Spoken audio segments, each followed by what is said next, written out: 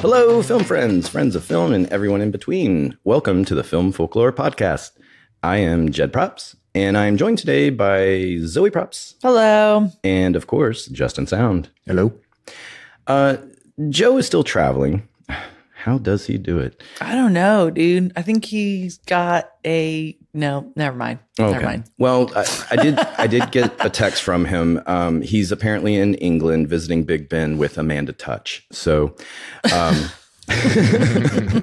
He's got a good traveler's card. He really does. It has a lot of points. He gets paid to travel. Yeah. With that many points. Yeah. Okay. Good for him. He has got to have some miles built up, you know. He must have the... I don't know. I don't know any good cards. The player's card, is that still a thing? It's that one. It's absolutely that one. With Mile High card. Yeah, the RIP Telly Savalas. Capital One. What is in his wallet? I really want to know. That's a question for when he's back. Now, Zoe, where is Chris? Chris is working on a Capital One commercial. So he can put something in his wallet. Mm-hmm. There was a Capital One commercial that shot here a few years back. It was in the French Quarter, and it was it was a bunch of Vikings running around the French Quarter. No, sure, yeah. French Quarter and Vikings. That's what I think of when I think banking. Yeah, so do I. Yeah. I think Vikings when I go to the French Quarter, just automatically. All right. Well, we're going to get into a little bit of what we're having today. And so for everyone listening, you saw that we have a dialect coach today. And so I want to talk a little bit about accents before we get into the interview part. Now, for people who listen to us, you've definitely heard us do terrible accents on a regular basis. But question for y'all, are there any accents that you feel pretty confident that you could do really well? I think, like Zoe, I feel like if you tried, you could do a good New York accent. I think so. Yeah. Yeah, if I really tried, if I listened. Yeah. Because you do the kind of comedy version one. Yeah. Yeah. I like a good wise guy. Right. You know. But yeah, I have confidence in everything, even if I do sound like absolute shit. Well, we might put that to the test here in a second. Yeah, give me some keywords. Give me your coffees and your chocolates. That's you just need to think of coffee talk from Saturday Night Live. Yeah. Dogs, daughters. Was it Linda? What was her name? It was, that when Mike Myers switched to the female. It was Paul Baldwin was the original one, and then he switched to a Linda somebody. But that's when it would be like, I'm a little verklempt, and that's when that whole thing was going on. What about you, Justin? Absolutely not. Which I am in your camp. I am also zero confidence of an actual accent. There's I'll joke around sometimes, and of course, probably like most people, the more alcohol I have in me, the more confident I would be doing accents. But yeah. Sure, you need a little vodka. That's how I've gotten martini. Most of my terrible relationships are with that confidence. So let's give us a little test. I'm going to throw out some regions or places or whatever, and I thought to kind of make this exercise fun, we'll just have one sentence that you can play on as a variation, and. What made me think of this is the Cockney British, or the Queen's English British. But anyway, the line that we can use for this little experiment is you can use any variation of, "Mom, would you pass me the butter, please?" All right. Okay. All right. So to kick us off, let's kind of stay in our theoretical wheelhouse. So give me a good Southern, "Mom, would you pass me the butter, please?" Okay. All right. It's a little intimidating, right? Because I'm hearing my own voice. Yeah, exactly. Back. So, ma'am, can you pass down that here butter? I don't want to. I loved every piece of that. Justin, what you got? Okay. Mom, can you pass me the butter? Oh, that was pretty good. That was pretty good. Isn't that a line in the Billy Joe McAllister? Right? Oh, yeah. Wow. Yeah. Yeah. Oh, wow. Would you pass the biscuits, please? I was not thinking it, but you were right. Yeah. I'm just going to sing that song. I think I'm going to be more like Zoe on this one, but let's see. Mama, would you pass me the butter? That's going to be mine. Y'all are good. Y'all are good. I had to channel Shreveport a little bit there. I'm afraid to do a Southern accent sometimes. Well, there's actual Southern accents and there's like the stereotypical. I don't know why David Cross has been in my mind so much lately, but he has a stand-up where he talks about how the redneck accent is everywhere. Mm-hmm. And he has this whole bit that essentially is like, fuck you, motherfuckers. I'm from, Stone Mountain, Georgia. And it's like, well, fuck you, motherfucker, because I'm from Bozeman, Montana. And he's yeah. Like, both you motherfuckers, I'm Juneau, Alaska. Where you at? Pass the border. Yeah. But anyway, let's try a couple more. So let's go British. I'll give you any version of British you want. And then again, Mom, would you pass me the butter, please? Okay. Mumsy, pass the butter then, will you? Loved it. That was great. That was great. All right. Mom, could you pass the butter, please? Yeah, see, I like that one too. Mm-hmm, mm-hmm. I was thinking of the what gave me the idea for this exact sentence was that you have the stoppers or whatever. So it's like if you say like, would you pass me the butter, please? Like where you're doing that. Yeah, the butter. But let's see. Let's do a couple more. We'll end on a wild one, but let's go. Let's go French. Oh. And I'm gonna, before anyone goes, apologies to all French people everywhere. Oh gosh. Pass the butter. Hey, that's. I will not say please.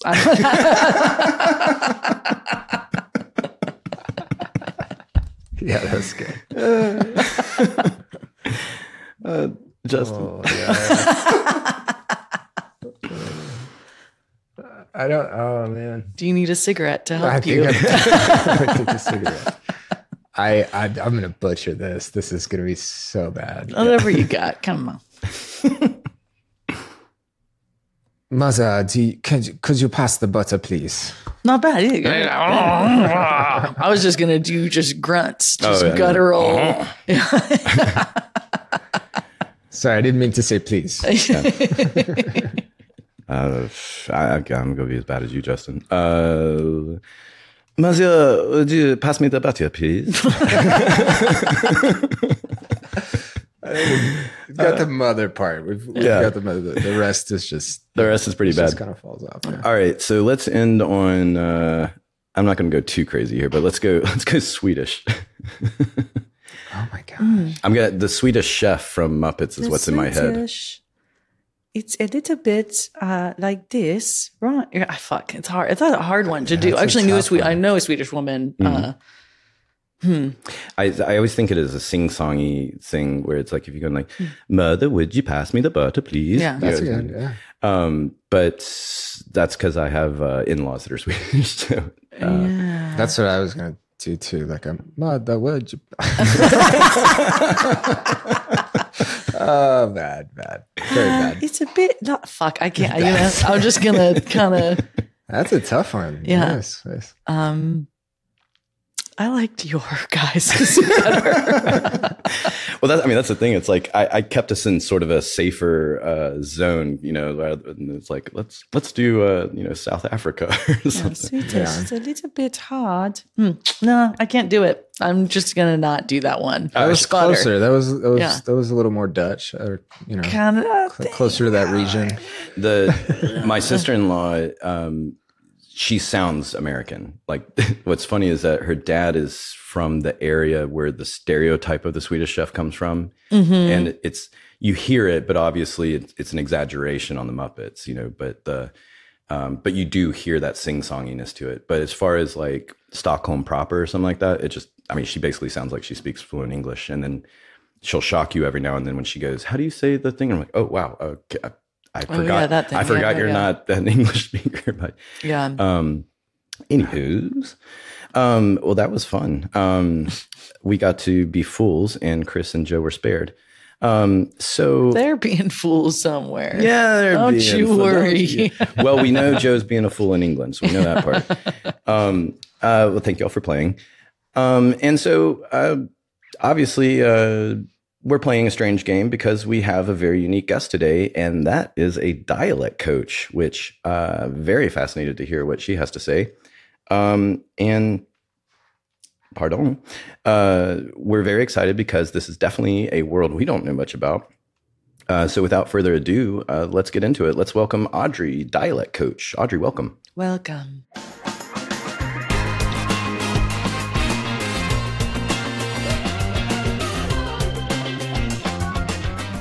Hi, Audrey.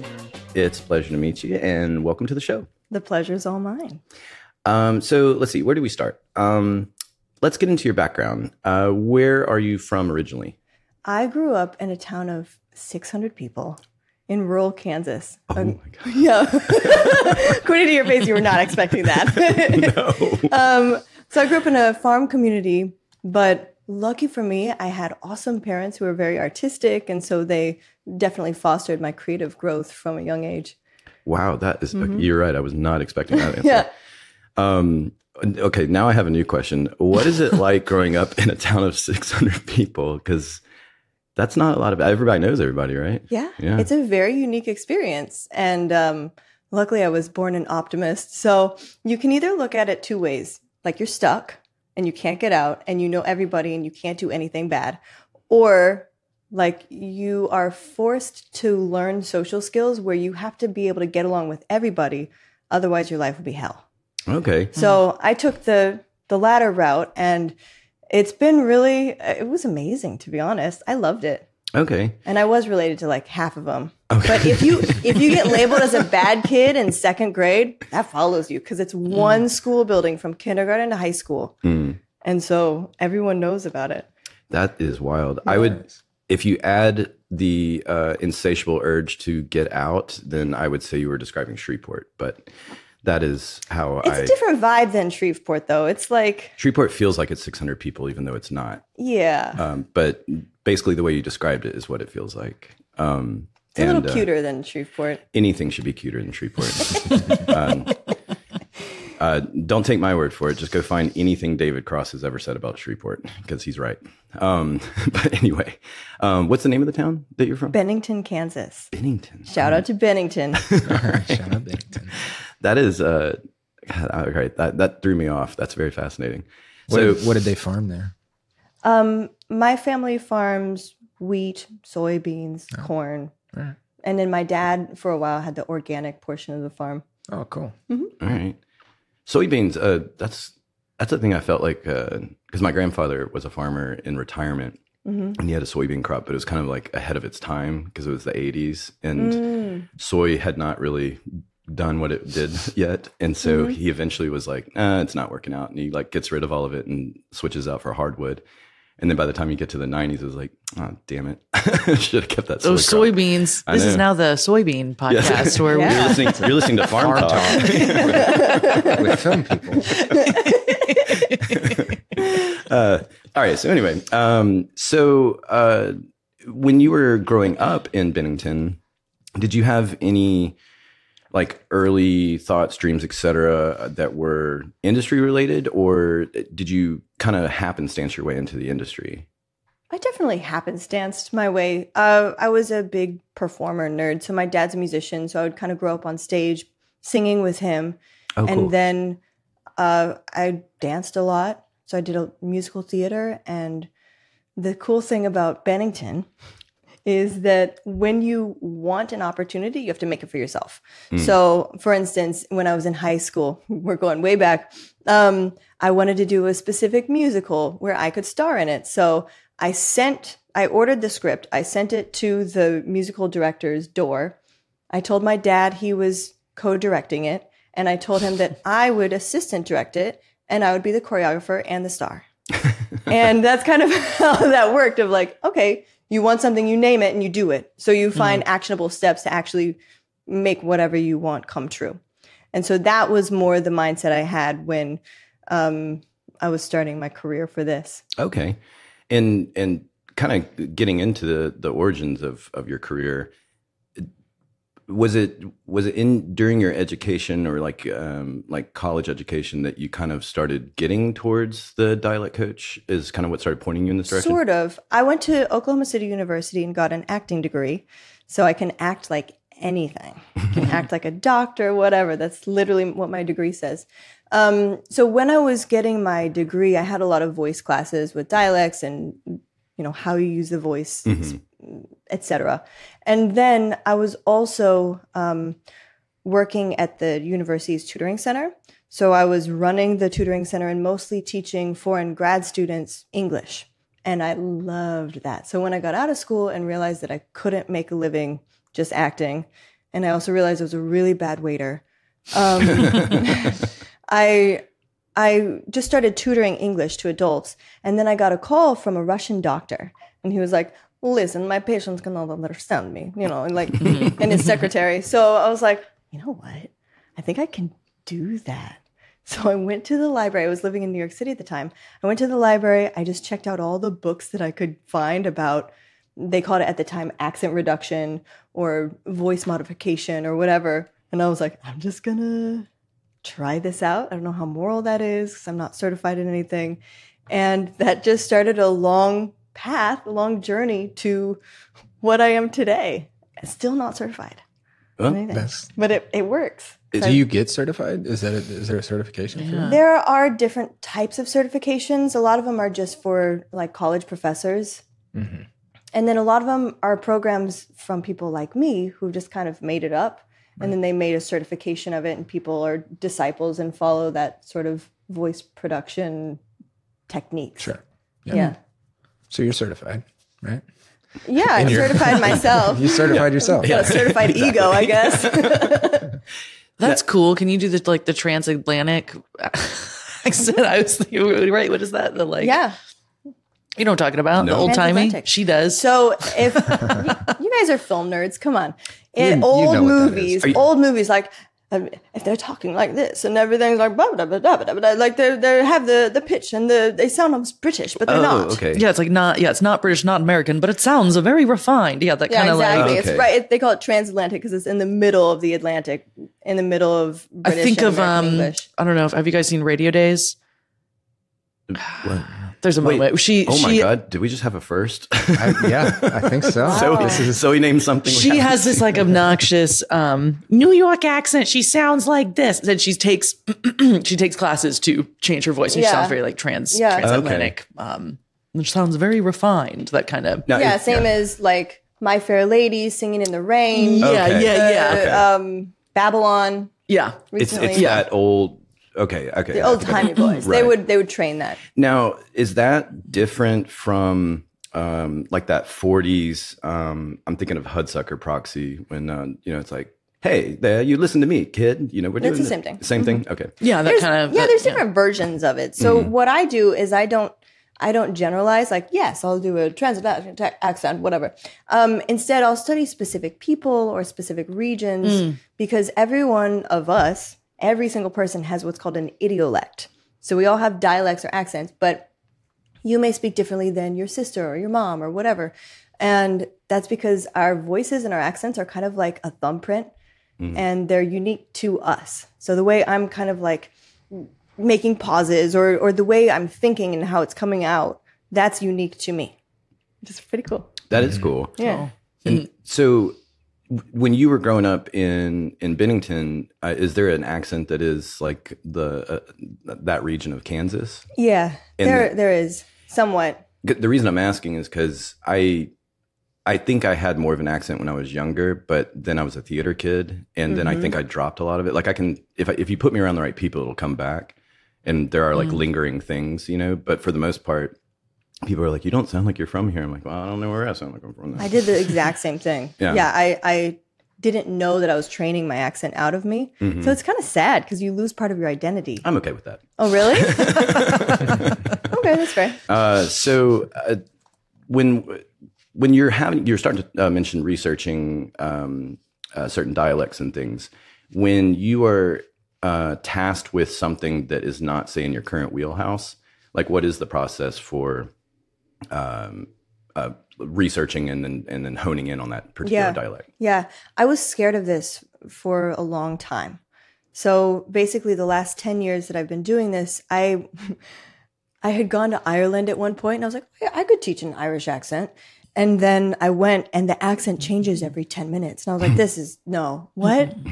I cannot morally teach this. So I decided instead to do a deep dive into general American accents. So I was like, how do I speak? What am I actually an expert in? I was like, oh, I know this. So I spent the last 10 years studying general American accents, how we do it, how other people can do it, how it feels to other people. And just recently in the last couple of years, last few years, branching out more to other American accents, to other global accents. So it's been a very exciting journey for me personally. But my process is to be as specific as possible, to honor the culture and even the neighborhood of the place that I'm trying to represent. And so I'll find a bunch of voice models. I'll listen to everything 100 times. And then if it's something that's very, very different from what I'm used to, I will find a consultant of someone who speaks that dialect naturally and just ask them questions. Or if it's another language, I'll have them record lines or a story in their first language and then also in English with their accent. Okay. Wow, that's all right. Now, when you say general American speech, is that, because I'm mildly familiar with in the news world, when they say BBC English or the Queen's English, right. Or they'll, I know in Japan, they call it the NHK because that's basically the BBC there. But it's that attempt to have that one unified accent as the national accent. What I call it, because I don't believe in prescriptive accents. We shouldn't be teaching anyone this is correct. But what I describe it as is when you're watching TV and you don't know where someone's from, or you're listening to a podcast, you're like, where is Jed from? I can't tell. He's not from Shreveport. He must have trained that out of him doing theater in high school. So it's just when you can't tell where someone's from. And so there are kind of two sides to it. One side is that we are all kind of becoming part of this globalized American accent. We're all starting to sound the same. And so what I'm also now trying to do, now that I've gotten the courage to branch out, is I'm trying to encourage diverse voices still, because a lot of times when we have accents that are non-standard, we get made fun of. We feel like we're othered all the time. And so if we make that okay to be different, then I think that's really exciting, because then we have more diversity of looks on screen, but also we can have more diversity of sound.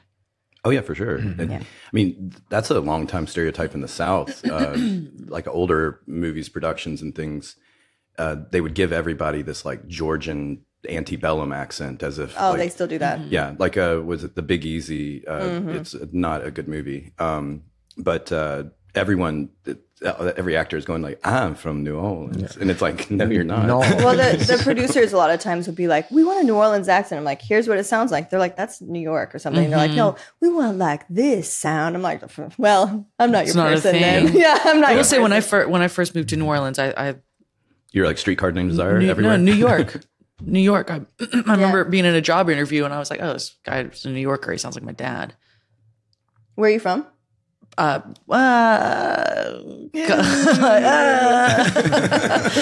grew up in South Carolina. I was born in Rhode Island. My parents are New York, Rhode Island. So grew up in the South, raised by Yankees. I don't know. Okay. Kind of thing. I remember being like, oh yeah, you're a New Yorker. And he was like, no, I'm from New Orleans. Fuck. Weird. I was hoping you'd be like, I'm from El Paso, Texas. Born and raised. But you're right. I mean, it is. I can now hear it and be like, New Orleans. But that first 10 years ago, I was like, what the fuck is this? It goes to because South Carolina is very southern. It does not sound. Oh, do that again. You know? God, no. S-U-T-H. Yeah. But it's true because I think a lot of people don't realize how many dialects are in the South, or I mean in the country in general. But, right. And with all these kids growing up watching TikTok videos from around the world, they're just not in their community as much, and they're losing some of their accent. Or there's this mindset of like, you're South Carolina? South Carolina accent of like, no, I'm not doing that accent again, because you can have whatever thoughts about it, which is fine. But I think it's just a little bit sad that we have that mindset of like someone who has any sort of Southern accent is dumb or racist or awful or from Shreveport. Yeah. Yep. Sorry. We're gonna put Shreveport in parentheses for the title of this episode. Yeah, right? Yeah. Leaveport. I'm sorry, Leaveport. Yeah. There we go. How do you feel about, when actors like change their accents, and then like when Madonna was all of a sudden doing like you mean just in public? In public, not on a project. Or is it Gillian Anderson? I'm not familiar. What did Gillian Anderson do? I think she's just adopted British accents. Yeah, but like, very impressive British accent. Well, I actually looked her up, and when she was on X-Files, like, there's an interview of her talking about how she like lost her British accent. She's has an American accent, and then went back to having a British. I don't know. Fucking hilarious. Yeah, I'm like, where's the what it was called? And where's the truth in that? Is there such thing as like faking it? I mean, this woman is an adult woman, and if you see her interviews now, she has an accent. She doesn't sound American. Yeah, but her job is to play pretend. Yeah. So it's, if she can be an adult, but it's still that childlike mindset. So who cares? Yeah. I don't know. It's just interesting to see an interview of her being like, no, I don't have that accent anymore. Like, this is how I sound, blah, blah, blah. And then, flash forward 20 years, and she's, I don't know. One of my favorite things about working with actors long term is you get to see them change and morph and like go really full into whatever they're into at the moment. Yeah. And that's literally their job, is to feel and to just fully go into that. So I'm all for it. I think it's hilarious. Well, that's actually the next thing I kind of wanted to get into is what is the process for like who is hiring you to bring you on to the project to work with the actors? It depends. Sometimes it's an actor, sometimes it's an AD, sometimes it's a producer, sometimes it's another dialect coach who passes a job on. Okay. It's been all of those. Okay.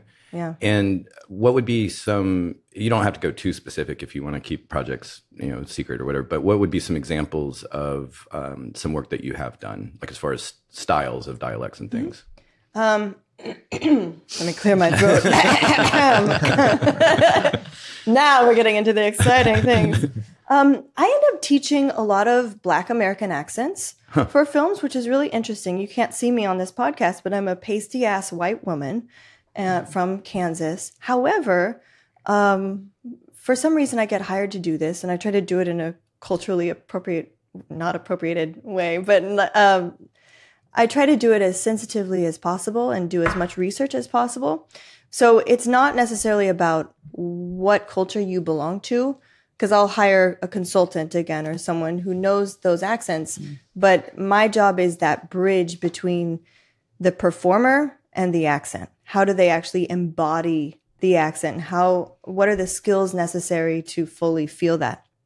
So the biggest claim to fame I have was doing Judas and the Black Messiah. Okay. So I'm Daniel Kaluuya's coach on most of his stuff. Sorry, one more time. Kaluuya.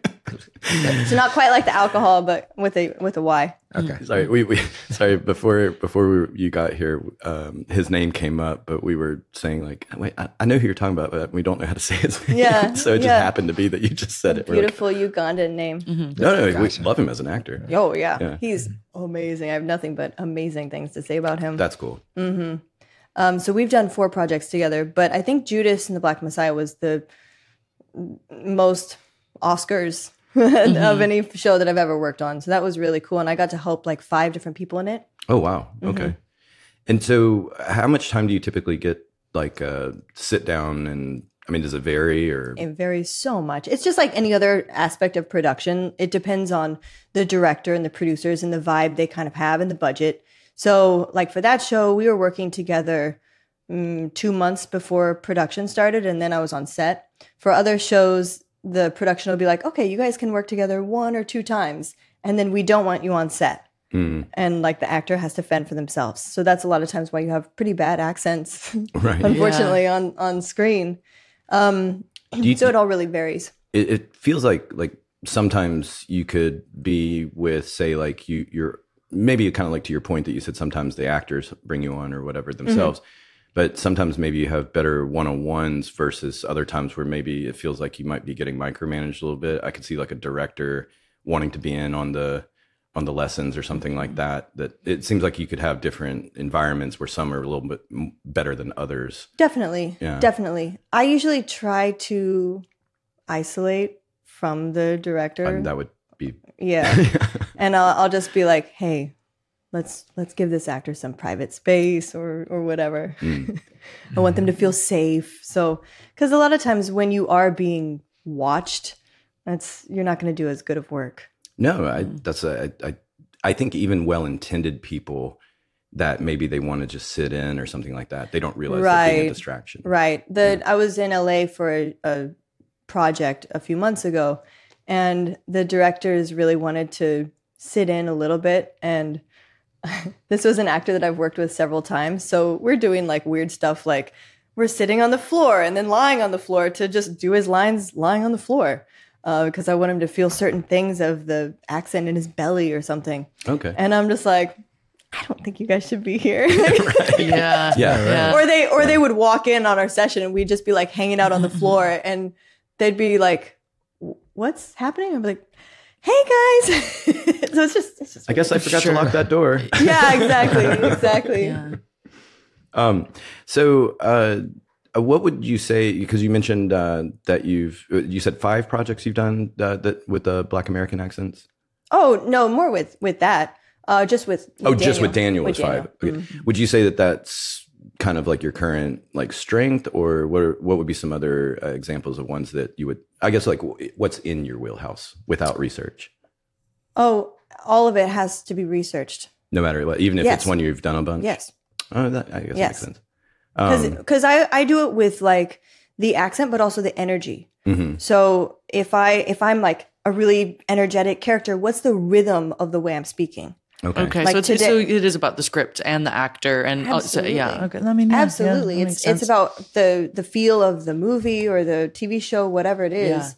Yeah. I like to also do what I call a dialect spectrum. So sometimes people's voice or accent changes within a show. So they'll sometimes be more like this person, this voice model, and then other days when they're upset or something, they'll be more like this person. So I full on nerd, full on nerd mode. Have you had any experience with like sometimes when they do made up languages that they apply? That has to, I mean, I guess from the writing to the final product, that has to go through quite a process to get, how do you want it to sound? How do you want it to, are you pulling up existing languages and morphing them together to make this fake one? He's asking if you know Klingon. I fully respect that question. I have a lot of colleagues who've done this. I have not yet gotten the opportunity, but whoever's listening, if you want, I'm on. I'm way on. Or I like when a dead language what was it? Apocalypto. They resurrected a dead language for that movie. So cool. And I mean, it worked. You believed it. Wow. So there's 2 parts to that, right? There's the intellectual side of like, how do we resurrect this language? But it's also like, how do I make these actors feel comfortable speaking in this dead language that they've never heard? Because a lot of times we're more comfortable doing accents that we're exposed to. So for instance, you could probably do a British accent, even if it's not great. But if you were trying to do a Bengali accent, it probably wouldn't be great because you maybe have not heard that accent. So if we're trying to resurrect a dead language and have the actors have truthful performances, that's exciting. Yeah, I think so. We were talking about Rome. Did you ever see that show, or do you remember it? We were talking about it a little bit, that because it's Rome and because it's Latin technically. But at least the first season, what was interesting is that they were, even though they're using English, they were stylizing a lot of it to sort of mirror Latin. And so some of the phrasing and everything like that. So that maybe was a dialect coach. I don't know what that, but hopefully. Yeah. Hopefully. It what they probably did is style. They probably had someone speaking some sort, you said Latin? Okay, so they would have someone who is fluent in another dead language, someone who's speaking the lines in Latin, and then the dialect coach would kind of pick and choose how to apply that. Okay. All right. Let's see. So kind of getting back to domestic accents, I guess. Because when you were saying, we were talking about general American speech, what would be like examples that you would say would be like the quintessential American accents, like that like just, but I'm saying I'm saying specific, not the general, like what would be like a New York stereotype or a Chicago stereotype? Like, are there ones that you find more common than others when they want to go more specific, or is it just sort of like at random where the location is of the project or something? I think there's a really generic answer I could give this of like, yeah, just do like a whatever for New York, like some sort of Italian Brooklyn guy, right? Or here. Like a Teamster in Chicago. But again, I go as specific as possible because I've seen accent, especially living in New Orleans, I've seen so many accents misrepresented and how people feel about that. And I've also seen them represented well and how people are so excited when they feel seen, when they're like, oh my God, they got the way I speak. They understand how I communicate with the world. And so I find that more exciting. So I'm not going to generalize. Now, because I just remembered this, on NCIS New Orleans, Scott Bakula, who very lovely man, I want to say that first, but he was attempting an accent in the first couple of seasons, and then he just kind of dropped it and gave up on it. But it wasn't coming across correct. And I wasn't on the show at that time, but I don't remember ever hearing about a dialect coach. So I don't know if that was him just trying to do it himself or what was going on. But in that scenario, it kind of made more sense for him to drop it because, again, going back to that general American thing, you still believed he was here. You know, like it's not like he needed to have this sort of stereotyped accent to sell it. Right. Yeah. My thing is there's a threshold. Like if the accent makes the role distracting, like if the accent is distracting, then cut it out or lessen it. So if the accent is so different from a standard sound that we're used to hearing, and Americans' ears are so closed. So if it's so different that it's distracting or the actor's not doing it well, forget it. Okay. Because I think that is what happened there. That is what it felt like, because it was a little on the distracting side. And then once he dropped it, it's like you almost kind of forgot it was ever there. When I jumped on the show, I have a tendency to go back and watch what I haven't worked on so I can kind of get my head wrapped around everything I'm doing and what also maybe just for general cleaning purposes, what is something we can throw away because we're props and we're paid hoarders. But in that one, having to watch those first few seasons and everything, it was a little tough in the beginning. Wait, do you watch it for story? Do you actually watch it, or do you just look at it? It's a little column A, column B for us because props, we do need to know scripts and stuff. And so we do need to know storyline. There's other departments that hilariously do not read scripts. And when, like say accounting, so when you're coding something to a specific set or location and they question it and they're like, what do you mean? Why do you need this wheelchair? And it's like, well, if you read the script, you would not be asking me this question right now. But noble profession, accounting. Accountants and lawyers, right? That's what makes the world go. But it I mean, not to harp on it or whatever, but it was something that no one kind of told me about or anything. So when I went independently to go watch, and then I'm going, oh, okay, that's a thing. And then randomly, I think it was season 3, suddenly it's just gone. And it's just his normal voice. And it's like, oh, I kind of think that was a good call, Scott. But again, lovely man. Fan since Quantum Leap. But anyway, I want to kind of before we start winding down and everything, what would be like, as far as like when it comes to the work that you've done and everything, are there aspects that you find the most rewarding, the most fulfilling? Like what drives you, that gives you the most excitement with your job? What a great question. Thank you for this thoughtful, beautiful question. Let's see.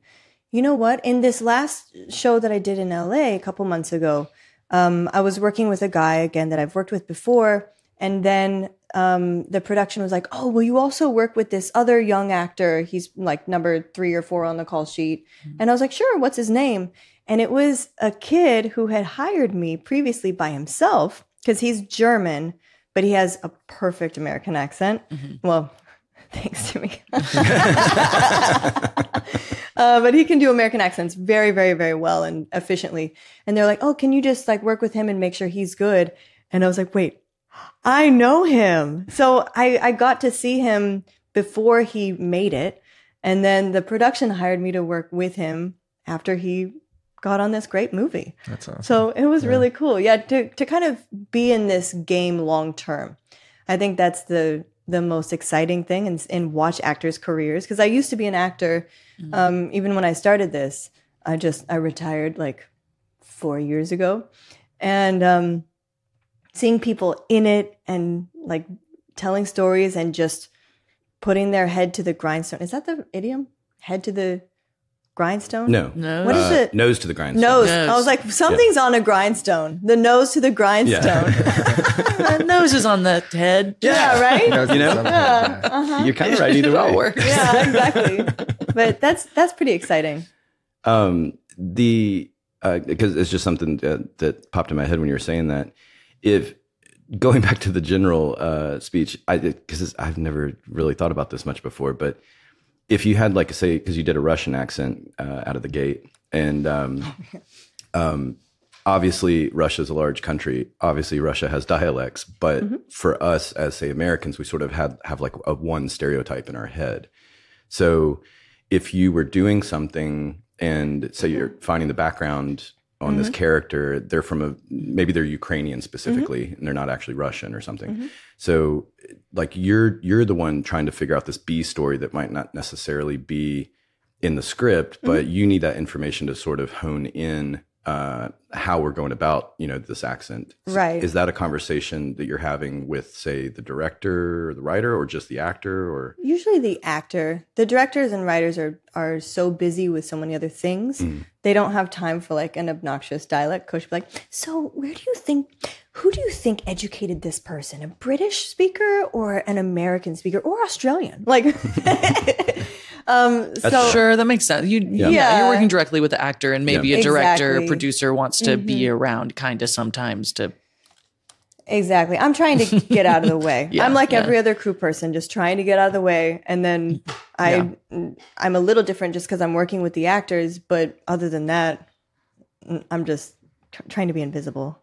Yeah. Okay. Yeah. I mean, it's fascinating because it's like with each thing you say, a new question pops in my head, because I always enjoy these interviews because these are worlds that we don't really know anything about. And so we have the most questions. I mean, no one knows about dialect coaches. Yeah. There's not very many of us.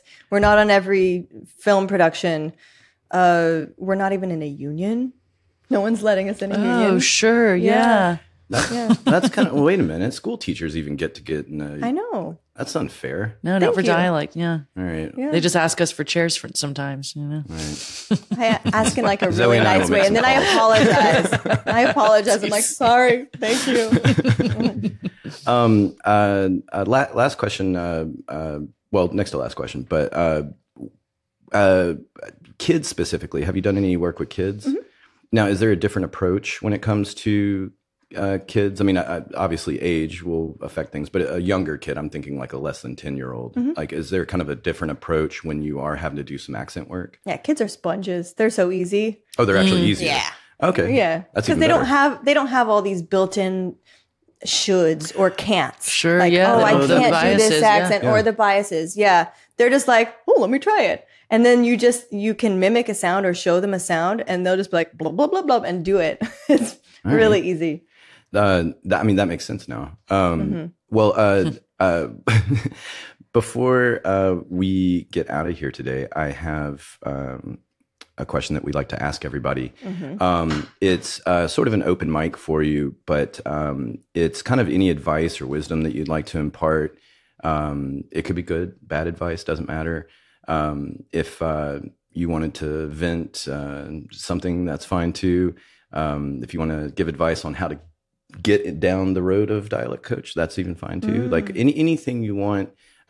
We just like to give an opportunity for guests to kind of impart some wisdom of some kind on listeners. Yeah, the road to becoming a Dialect Coach is not paved. It's not Bennington, Kansas. It's not. So it's all random. All of us got into it randomly. Most of us were actors previously. Otherwise, I think the biggest thing that's on my mind right now, because I just started a podcast as well. Check it out. It's called The Unmuted Show, or just Unmuted. And it's definitely on YouTube. And by the time this comes out, it will also be on Apple Podcasts. But sometimes just the RSS. Anyway, I'm just struggling here. But I shot it like a TV show. But basically, I wanted to give celebrities more of a platform to talk about accent bias. But like in a cute way. So we have all of these discriminations and biases that we know about. We're not allowed to be racist or sexist or fattest or whatever. However, we are allowed to judge people from their speech, from their voice, from their accent. And so that, again, like what we were talking about, I want people to feel pride in the way that they speak. And getting to a point where you love your voice for what it is really, really exciting. And then also checking your biases when you listen to other people. So when you hear a Southern accent and you assume that they're awful or something, check your bias and just say, wow, what Shreveport trauma am I coming from? And how can I approach this person with love instead? A lot of times in movies, like the villain will be played with someone with a non-American accent. A fancy person will be played with a British accent. And we have these biases that are being fed to us from a really young age, especially when we all grew up. Disney shows, like all the animal characters were African-American voices were played by animal characters. So it's a really huge thing that no one knows about, accent bias. Well, actually, because Disney flagged like 12-ish of their classic animations because of sensitive content, like what you were saying. Right. And the Jungle Book was flagged. And at first I was going like, what are they saying is wrong in the Jungle Book? And then I had to go look up and they were saying it's the jazz monkeys or whatever. But then I'm going like, but King Louis is Louis Prima, who's white Italian. Like, I don't, whatever, what shows you what I know. But it was the first time I had seen any acknowledgement of that bias. Right. And so just because as a kid, when you're growing up, it's kind of a weird thing where you're not actively like listening to it and going, oh, that sounds like a bias, because you're like an 8-year-old. You're just listening to it going like, I like the Jungle Book. The music is catchy. Of course. And for the past 10 years, I've been hired by non-American born people to help them get American accents, because as actors, they're not able to get cast unless they sound American. They can only get cast as like the funny friend or something. If you have a diverse accent, then you're not allowed to be a leading man. So that's starting to change, but I'm trying to push for more change in that area, because if you think about our lives, we are hopefully surrounded by diverse voices and diverse ways of speaking. So if we can represent that a little bit more, then hopefully we can bring a little bit more acceptance into our lives of the fact that people sound different. And then maybe we won't all become this global accent of like, we all sound like this. Oh, I wouldn't like that. Well, we all sound the same. All four of us, kind of. Yeah. We all have the same accent. Okay. And that is what it is. But wouldn't it be cool if we all had different accents? And go. I've lost a really strong accent. Really? Or I guess I really never had much of it. But I mean, where I'm from, it's Cajun country, Lafayette. Yeah. So. And so, what were your thoughts of your accent growing up, or of the accent you were surrounded by? Did you consciously? I don't think I consciously did anything. I traveled a lot when I was younger, and then I got out of Lafayette pretty quickly. At what age? 18. Yeah, as soon as I could. Yeah. A lot of times our accents are set by the time we're like 12. Oh, okay. I always liked the Southern accent. I always felt jealous that everyone sounded the same. And I just didn't. There's some I like more than others. And again, this is kind of going back to the bias thing, that, the redneck, quote unquote, accent is definitely a bias accent, because you even mentioned earlier that, it has that association with ignorance and that kind of stuff. And the way you speak has nothing to do with your intelligence. Yeah, of course. It's just the way that you were taught to communicate with the world. That's it. Yeah. It happens to be the language and the dialect you were born with. It's the vocabulary choices are what I particularly like that come with thicker accents, because that's when you get really colorful language mixed into it. Is usually it's their hand in hand. I'm trying to think of a good example off the top of my head, but I can't. Gold, dang it. Like a prospector, but that is definitely a fascinating thing that comes with a lot of that language diversity. So if we all had the same language, you'd be also losing a lot of that colorful vocabulary as well. So any final thoughts from you guys before we get out of here? No? Yeah. Okay. No, I'm just thinking about it's an interesting thing to think about, because we don't think about the way we speak. We just do it a lot of times. And that further feeds into the point of like the way you speak has nothing to do with your intelligence. It's just how it comes out. Which makes it all the more impressive that actors are able to switch. It's a real big psychological game. Oh yeah. To switch your accent. You hear about code switching a lot too. And a lot of times code switching is not conscious. Right. So like when you're with your friends or family in Lafayette, you might actually switch a little bit. I do. I do for sure. You almost have to kind of not feel like a freak. Yeah. Yeah. Like when I go to, say, a crawfish boil, out in the country with my wife's family. I'll have to put a little bit of something on, or at least. How would you say crawfish boil?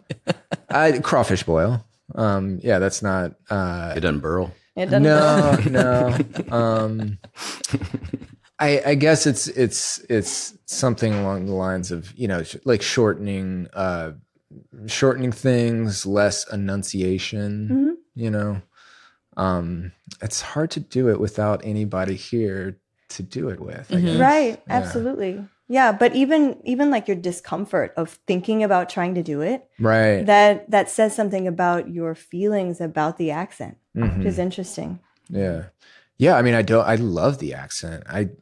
When I hear it, I'm like immediately amused. Oh yeah, that area does have a very fun, and you can just be transported to like that feeling of home. Maybe it does. It makes me feel very warm inside. It was also I never realized until more recent years that it's two separate French groups settling at two different times. That Acadiana, Cajun country, Lafayette, and all that area is.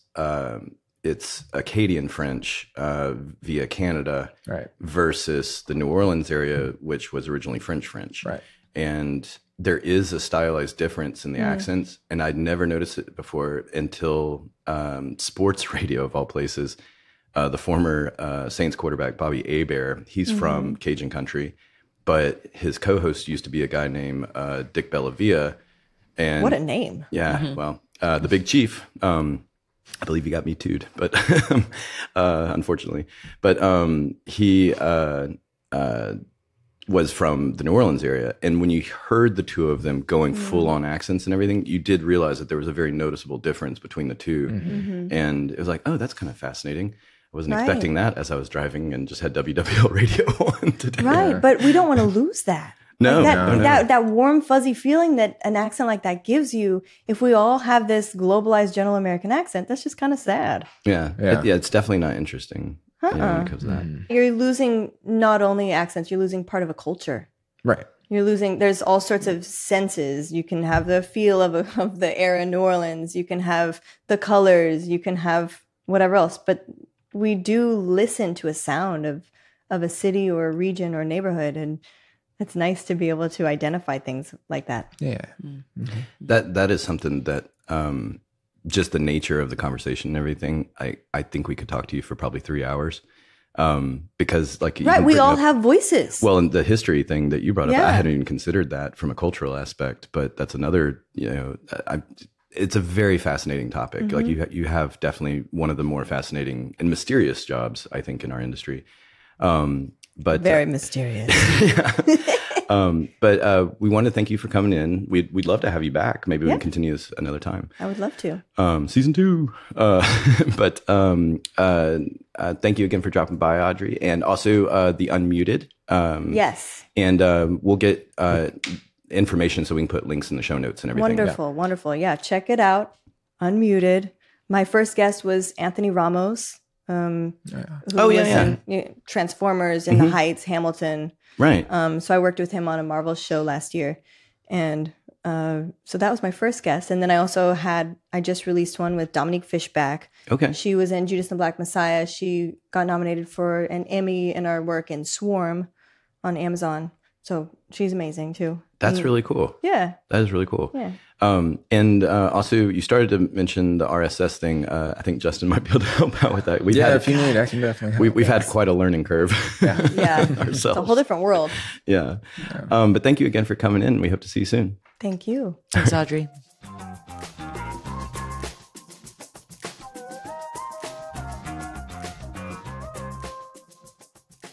Thank you again, Audrey. That was awesome.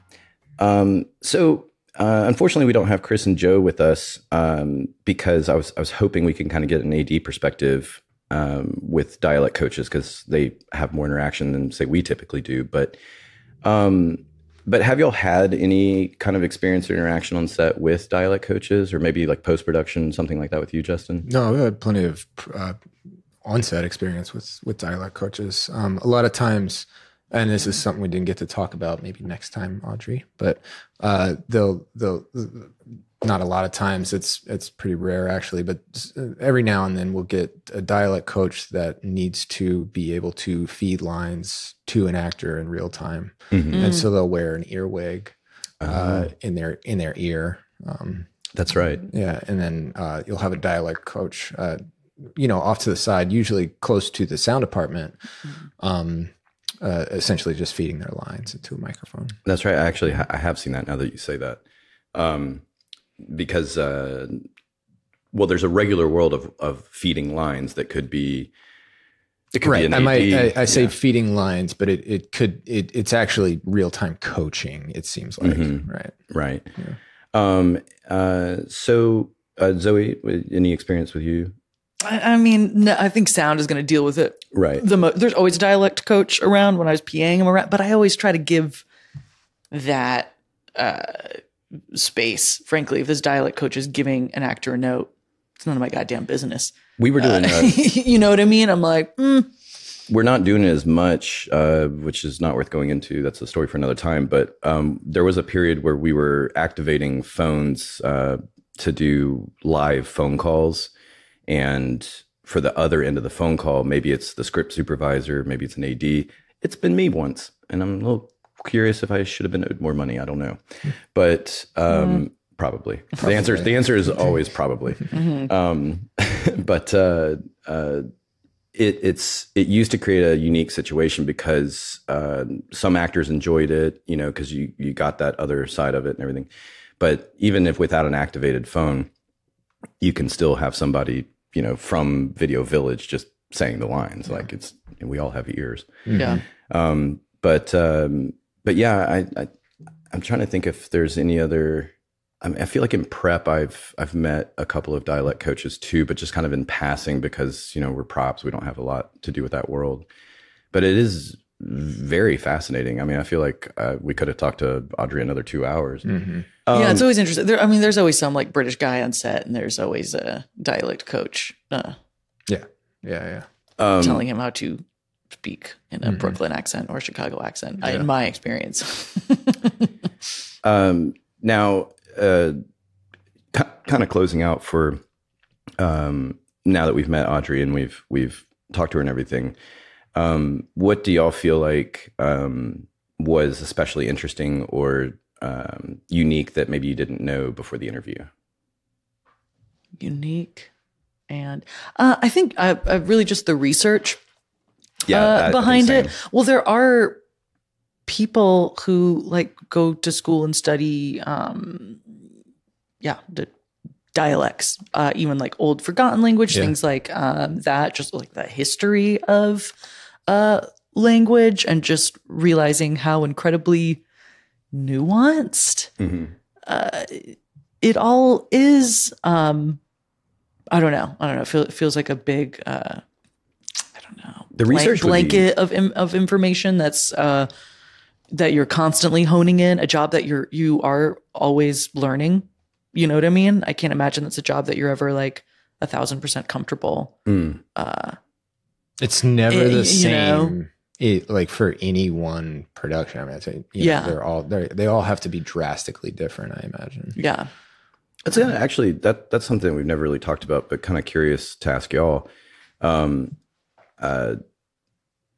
One of the things, like say for me, and also like hearing Audrey talk about research, but one of my favorite things about working in this industry is the lack of repetition. Like I like that each new project is a new challenge, that each thing has its own unique set of, this and that. And I feel like, and y'all, this is kind of the question to y'all, that's something that we all have in common because we're all experiencing that universally inside of our world. But is that something that y'all find when you're on a project? I think it's kind of a double-edged sword, right? Yeah. Because you want a certain amount of consistency, right? And for mental health, that's kind of a necessity in some areas, But I mean, but yes, I mean, it's those new challenges that arise are definitely, I think, something that we all collectively appreciate. I'll settle for. I like it. I don't want to work on too many cop shows in a row because you know what I mean, or even military procedurals. That kind of just like everything's the same, but then you get I don't know, something a little weirder. And you're like, okay, cool. I get to learn something different, or even just be around different items. I would have jumped off of the fake hospital if I had been on Grey's Anatomy for 18 years. Yeah. For example. Yeah. Like, yeah, that's a great paycheck and everything, but I would go mad. It's boring. It becomes boring. A soap opera, or something like that, where you feel like which is essentially a procedural drama at the same time, because the story doesn't advance very quickly. Yeah. So you can go several seasons and not much has happened story-wise. But I don't know. A soap opera would be more interesting than I say. I think like a wartime thing or just cop thing. It's just all the same. True stuff, Soap operas, they're creative in how they fight and kill people. Well, you know what I mean? The cameras alone.